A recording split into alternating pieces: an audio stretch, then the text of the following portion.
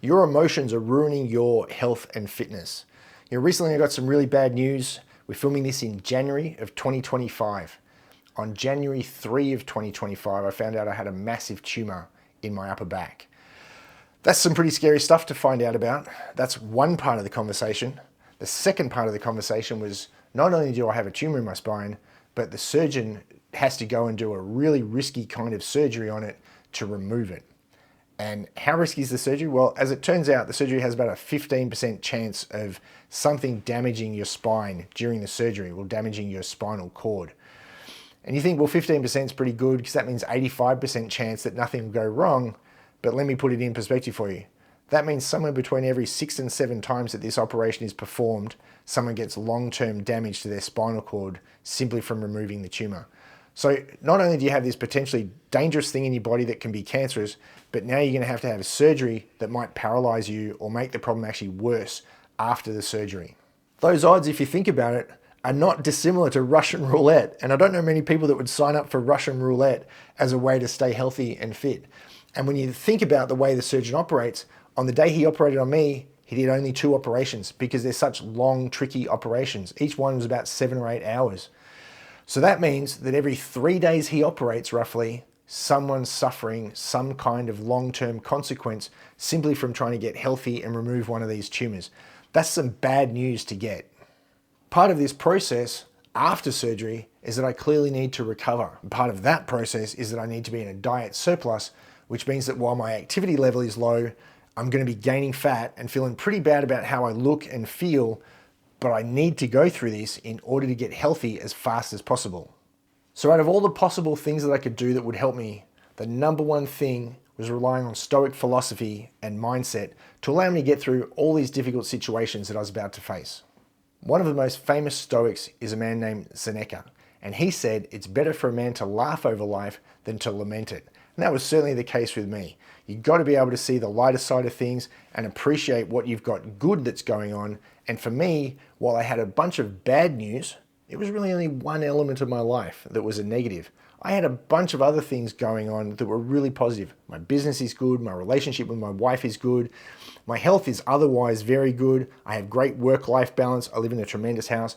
I have a lot of really positive things going on, and it's really important not to let yourself get down over this one negative element. Another famous Stoic philosopher, Epictetus, if I've said that right, said, "We have no control over our circumstances, only how we choose to respond to them." And again, health is not discriminatory in the way that it chooses to attack us sometimes. There are plenty of people just like me who've been extremely healthy and have had heart attacks while running marathons. They've gotten a report of a tumor out of nowhere, maybe leukemia, some other thing like that, while being otherwise extremely healthy. There is no rhyme or reason to how these things happen. But if you choose to respond negatively to them, well, then that's how you're going to live your life. You can choose to respond favorably, positively, with a great mindset, or you can choose to let them run you down and end up as a victim in your own life. And then finally, Marcus Aurelius, who was a famous Roman emperor. He's the guy at the start of Gladiator, the movie with Russell Crowe, who actually gifts Russell Crowe the control of the empire, only to have it taken away by his son. So he was a very famous Roman emperor, viewed as one of the top 5 in Roman history. And he said, the happiness of your life depends on how you choose to respond to it.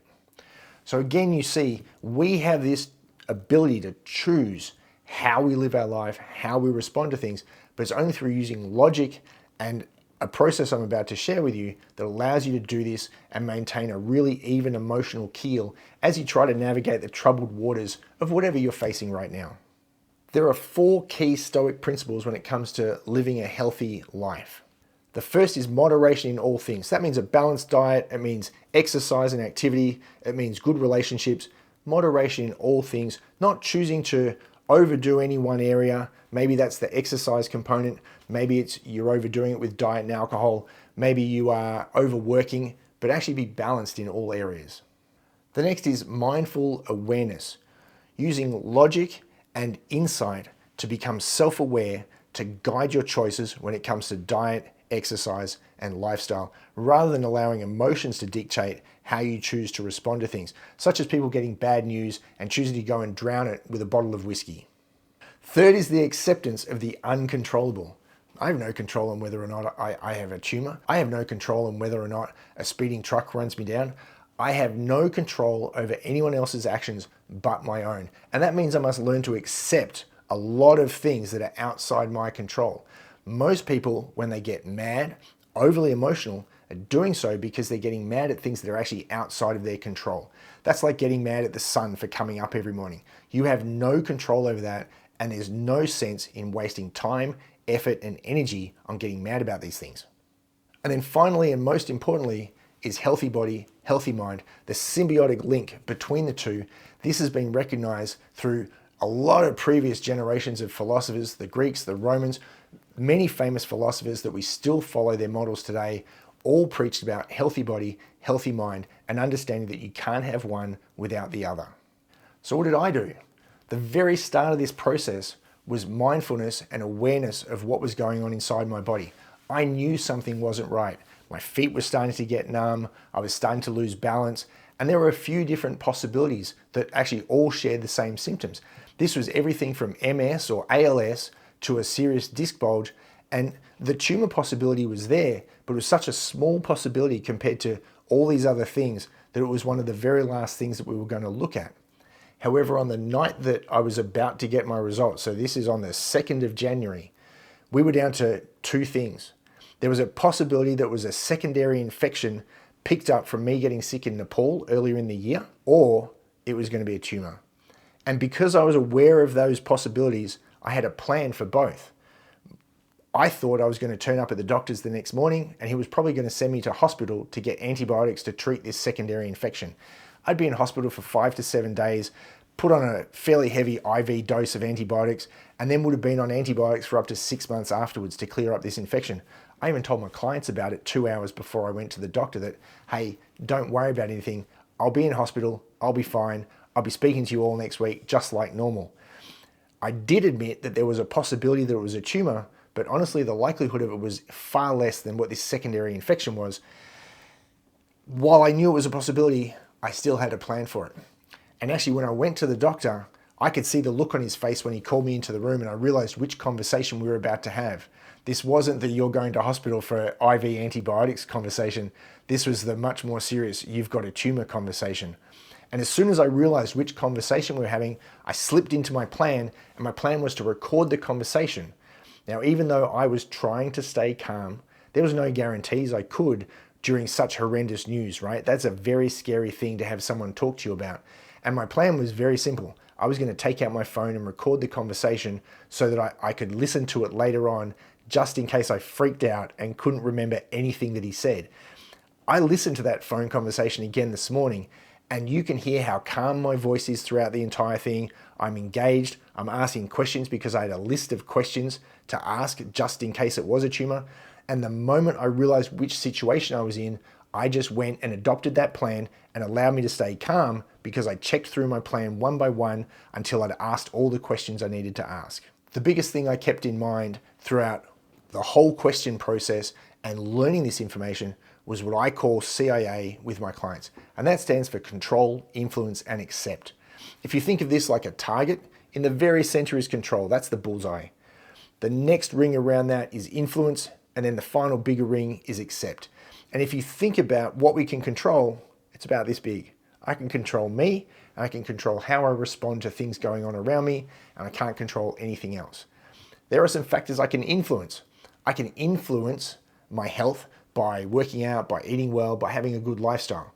I can influence if someone likes me by maybe, if it's my boss, turning up for work on time, getting my work done in a professional manner, but I can't make him like me. I cannot control whether he likes me or not, and I cannot control whether I'll stay healthy or not because health is indiscriminate. What I have to do for all those things is accept that those are outside my control. If my boss doesn't like me despite how good I am at my job and how much effort I make, maybe there's nothing I can do about that. If I get told by a doctor today that you've got a tumor, I have to accept that and learn to work from where I am right now. Now, part of accepting this problem is controlling what I can. And that means that I chose not to make my problem any worse. I didn't get the news that I've got a tumor and go home and drown my problem in a bottle of wine or 6 beers. I didn't seek out comfort in a cake or maybe a burger and fries. I did exactly what I could do to make myself as healthy as possible for the surgery that was going to come up in about a week's time. And that meant I went home and I ate exactly the same way I eat every single day. That meant that I still exercised every day just like normal. The only difference being I obviously dropped the intensity down because I wanted to turn up in hospital rested and recovered, not depleted and stressed out from hard workouts. But my entire week was exactly the same as it normally would be because my entire life is set up to be as healthy as possible under normal circumstances. And I just kept doing the exact same things I would normally do to make sure I turned up at surgery as healthy as possible. Now, on the day of the surgery, things changed a little bit. I had been told that I was going to go up to surgery at about 1 o'clock in the afternoon. And instead, someone burst into my door in the dark at 5:30 in the morning and said to me, "Things have changed. You're going up for surgery between 6 and 7 a.m. They'll be in to get you soon." They threw a gown at me. They told me to go to the toilet and rushed out of the room. And I started shaking straight away. So just huge adrenaline dump. My body was like jackhammering. And I just remember thinking how uncomfortable it was and what an unpleasant state it was to be in. And I didn't want to spend even another 10 minutes like that, let alone another hour. Popped into my head that the best thing I should do would be some meditation. Again, slip into that mindful state where I'm in control of as much stuff as possible and keep my emotional state calm. So I grabbed my phone. I've got an app on there called Insight Timer, which is just one of the many free meditation apps you can get. And I started playing some Tibetan bowls and started meditating. Now this is somewhere between 6 and 7 a.m. this happened. I was still meditating at 12:37 when they came to get me. The whole thing passed by in a couple of minutes is what it felt like. And I know I wasn't asleep because I was sat up because I thought they were going to come get me in 20 or 30 minutes time. And I didn't want to bother lying down and, all that nonsense. So I was just sitting there meditating. Every time the song would finish, the track would finish, I would just press another one and another one and another one. So the only time I came out of my meditative state was for a few seconds, about every 30 minutes, for about 6 hours. Now, the moment they did come and get me, and they took me away from my phone and the Tibetan bowls and my ability to meditate, body started shaking again straight away. But I didn't spend 6 hours in that horrible state. I spent 6 hours calm and relaxed and content and not even aware of what was going on around my body. And it was such an easy way to make sure I turned up at surgery as relaxed as possible. Post-surgery, I was quite surprised by honestly how good I recovered. If you'd said to me, we're going to cut a big hole in your back and drill a hole in your spine, do this really invasive, risky surgery, and then close it all up, and you'll be able to walk again within 1 day, I wouldn't have believed you. But I obviously wasn't walking very well. I was pretty stiff. All the nerves in my lower body are still affected by the pressure that was on them for some time. So I still don't have a lot of strength. I have some balance issues still, but that means that from a training perspective and a rehab perspective, I have to accept where I am and then control what I can. So what can I do? I can squat in and out of a chair. I can go for a walk around the ward of the hospital on very flat ground with no bumps or variation. I can do a lot of very simple things to start to get some physical improvement again. I can do core drills lying on my bed. I can do some glute drills lying on my bed. And that's exactly what I did. So on the first day, I was told actually that I had to walk around the ICU ward to be able to get to a normal ward. I didn't realize they meant in about 2 days' time.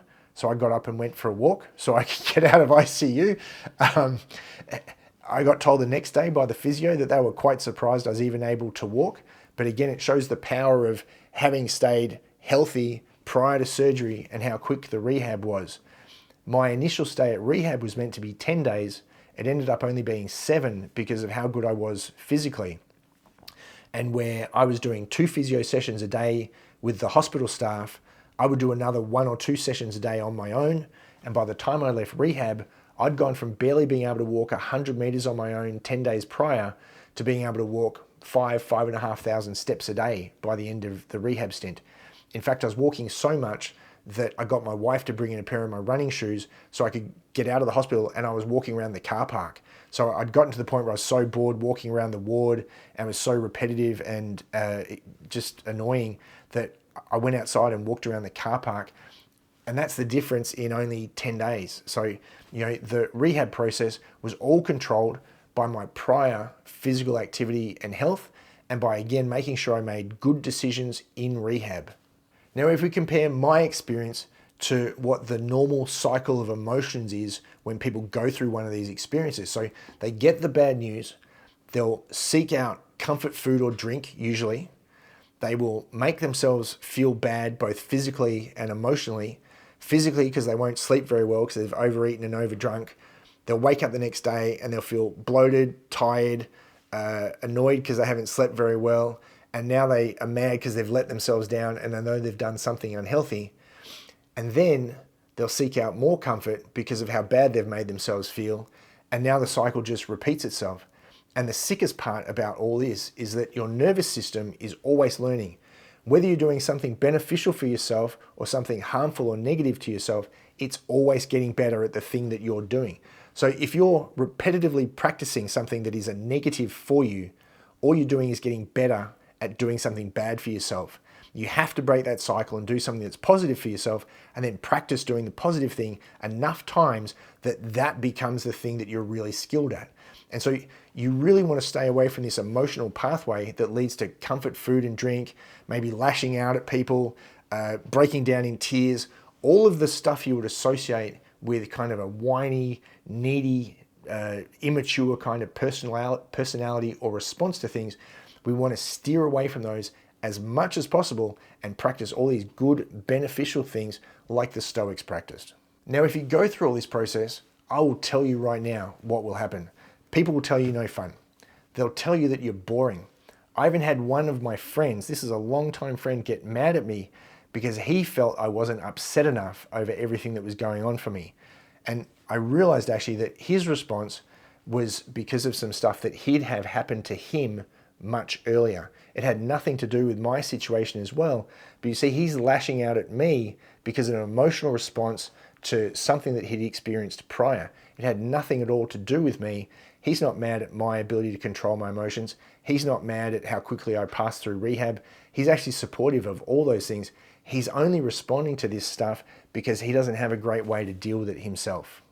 So if I could give you any advice on how to lead a healthy and fit lifestyle, it's to be like Spock, right? Use logic to dictate your emotions. Don't choose things based on emotions. Don't choose comfort food and drink. Choose things like the Stoics that will be moderate and will be mindful of where you are and how to keep a healthy body and healthy mind at all times.